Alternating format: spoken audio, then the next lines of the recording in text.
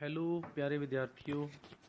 आज हम बीए भाग दूसरा का साहित्य का इतिहास में से रीतिकाल की परिस्थितियों पर जो महत्वपूर्ण प्रश्न है वो करेंगे। सवाल दो तरह से आ सकता है। रीतिकालीन विभिन्न परिस्थितियों का विवेचन कीजिए अथवा उन परिस्थितियों का उल्लेख कीजिए जिनके कारण रीति काव्य का उद्भव और विकास हुआ। सर्वप्रथम हम इसकी भूमिका बनाएंगे। किसी भी साहित्य के निर्माण में युगीन पृष्ठभूमि का विशेष महत्व होता है। किसी भी युग में जो साहित्य लिखा जाता है उस पर तत्कालीन परिस्थितियों का प्रभाव अवश्य पड़ता है। साहित्य चाहे किसी भी विधा में हो, उस पर समकालीन वातावरण अवश्य प्रभाव छोड़ता है। रीतिकालीन साहित्य के निर्माण में भी तत्कालीन परिस्थितियों का बहुत बड़ा योगदान रहा। रीतिकाल को आचार्य शुक्ल ने उत्तर मध्य काल का नाम दिया और इस काल संवत 1700 से 1900 तक का समय निर्धारण करते हुए इसका अध्ययन करने का हमें कार्य सौंपा। हम निम्नलिखित रूप से इसकी विभिन्न भिन्न परिस्थितियों पर विचार चर्चा करेंगे। सबसे पहले हमारे पास राजनीतिक परिस्थितियां। संवत 1700 से 1900 तक का समय राजनीतिक दृष्टि से निरंकुश राजतंत्र का काल रहा।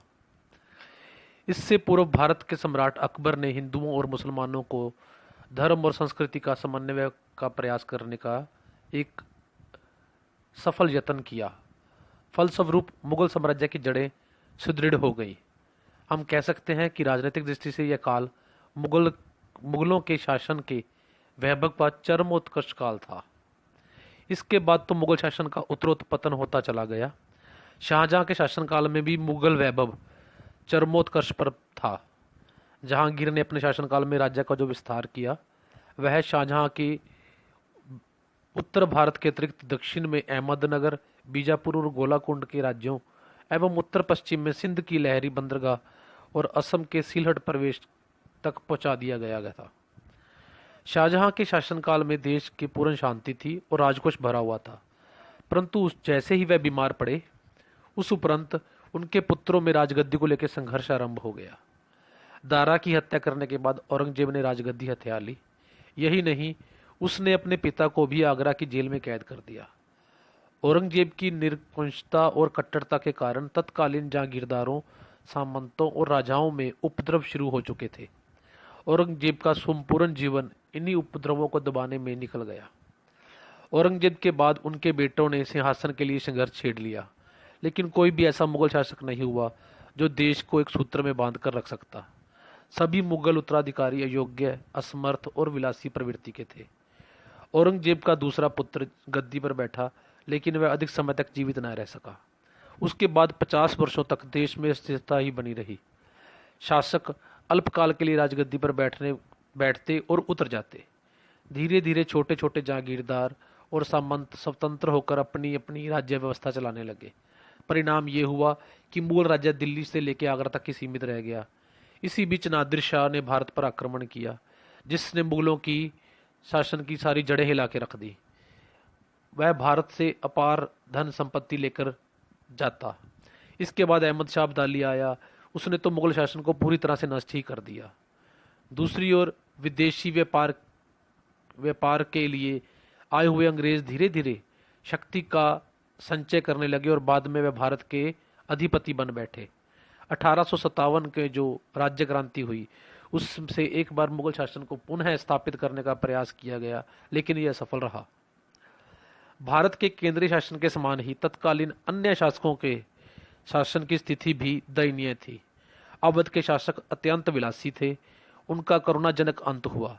राजस्थान में भी भोग विलास और बहुपत्नी प्रथा इतनी बढ़ चुकी थी कि सभी राजपूत शासक जो थे इसकी विलासता में डूब चुके थे।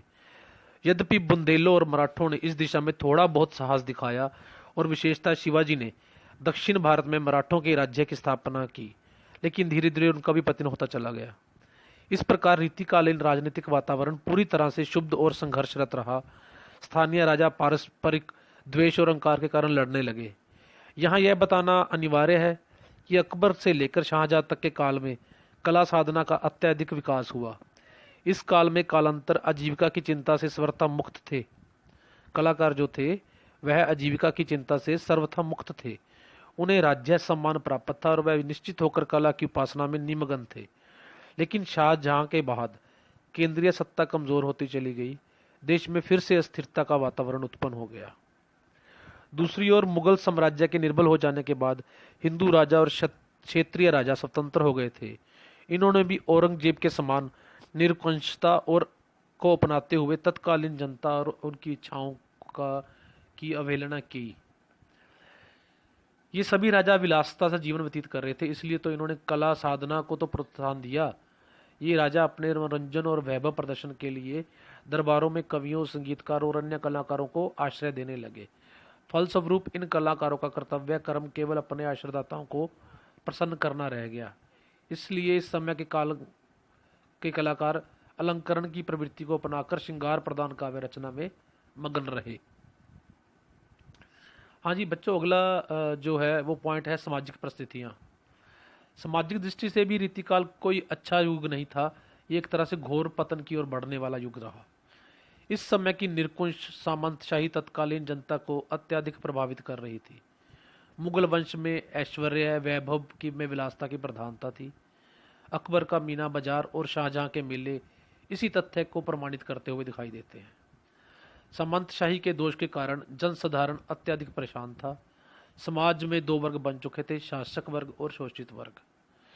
शासक वर्ग अपने उच्च अधिकारियों को प्रसन्न करने के लिए प्रजा का शोषण कर रहा था। शोषित वर्ग भी पुनः दो भागों में बंट चुका था। प्रथम वर्ग के अंतर्गत मजदूर और किसान आते थे, दूसरे वर्ग के अंतर्गत सेठ, साहूकार, दुकानदार और व्यापारी लोग। शासक वर्ग सभी प्रकार के कर वसूल करते थे, लेकिन उस समय का श्रमजीवी किसान अत्यधिक प्रभावित हो रहा था। सभी प्रकार से उसका शोषण किया जा रहा था।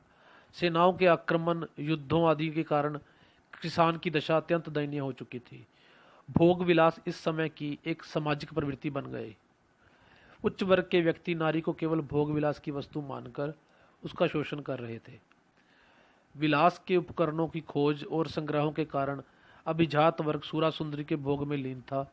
मुगल सामंत और नवाब किसी भी सुंदर कन्या का अपहरण कर लेते थे, इसलिए छोटी आयु में ही लड़कियों का विवाह होने लगा। भोग विलास की वृत्ति के कारण वेश्याओं की संख्या बढ़ने लगी। शहजादे और सामंत अक्सर वैश्यालयों में पड़े रहते थे। इन वैश्याओं के इशारों पर लोगों की किस्मत का फैसला भी होने लगा था। रानियों की उपेक्षा होती थी, इसलिए वह राज्य अधिकारियों के साथ प्रेम व्यवहार में करने को विवश हो गई।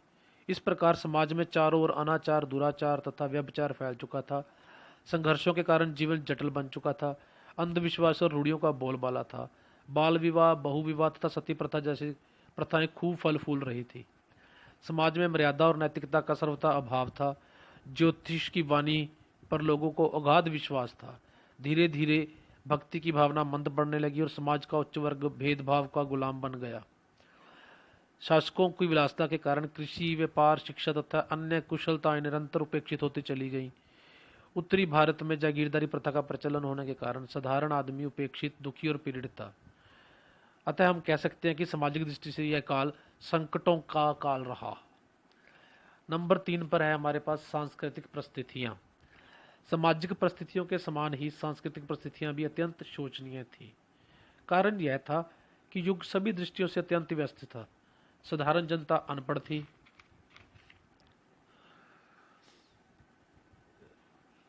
जिसके कारण सांस्कृतिक दृष्टियों से भी हम इसका पतन देख सकते हैं। यही नहीं, इस समय हिंदुओं के आराध्य श्री राम भी अतिशय श्रृंगार और विलासतापूर्ण लीलाओं में चित्रित किए जा रहे थे। इस्लाम धर्म भी विलास वैभव के प्रत्यक्षतः प्रभावित था। वह लोग नमाज, रोजा आदि को यथास्थिति पालन को ही धर्म समझने लगे थे।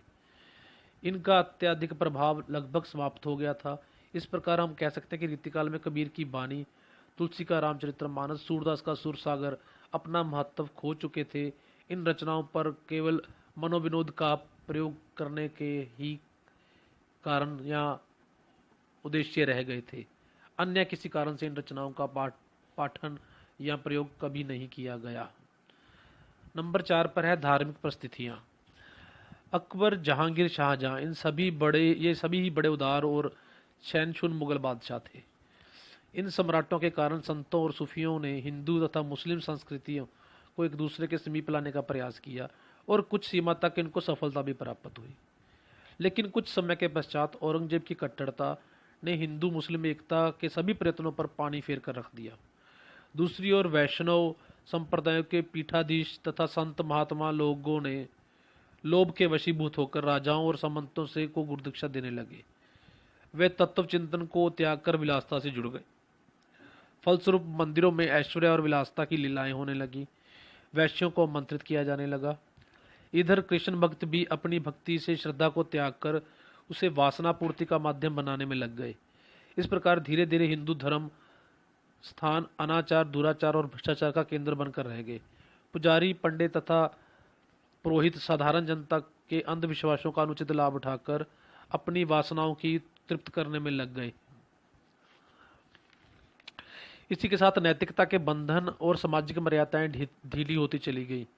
अंधविश्वास और रूढ़ियों के कारण धर्म का कोई उदात्त रूप भी विकसित नहीं हो पा रहा था।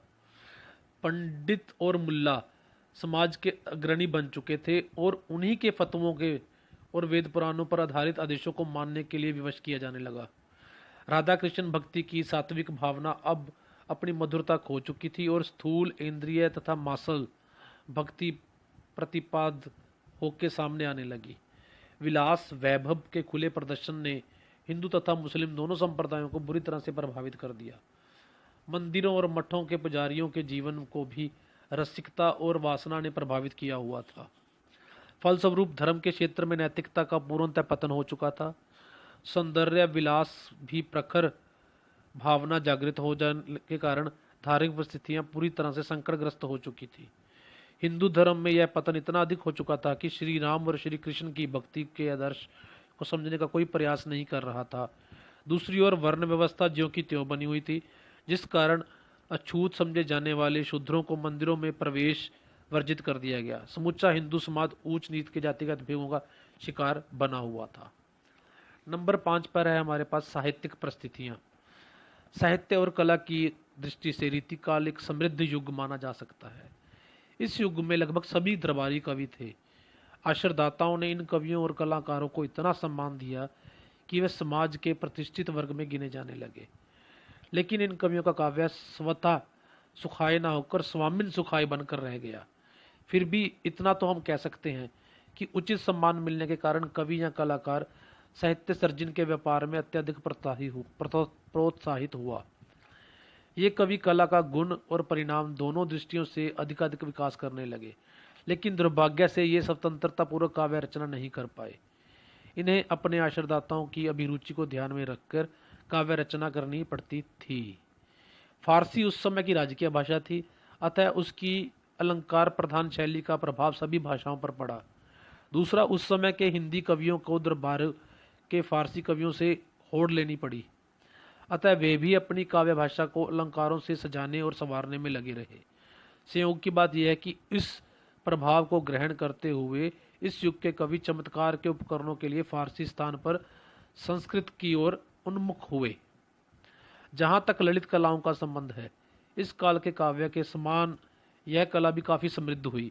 विशेषकर जहांगीर के काल को कला का स्वर्ण युग कहा जाता है और यह प्रवृत्ति आगे भी चलती रही। शाहजहां ने कला को समृद्ध करने में अनेक प्रयास किए, यहाँ तक कि औरंगजेब जैसे नीरस और शुष्क व्यक्ति ने भी अपने अनेक चित्र बनवाए। लेकिन दुखद बात यह है कि बादशाहों की अत्यधिक रुचि के कारण कला में स्वाभाविकता का स्थान कृत्रिमता ने ले लिया, नकलीपन ने ले लिया। इस संदर्भ में हम शाहजहां की अलंकारिक प्रियता का उल्लेख कर सकते हैं। उन्होंने रंगों के सुनहरी पानी को अधिक महत्व दिया, जिसके फलस्वरूप मूर्तियां निर्जीव और जड़ प्रतीत होने लगी।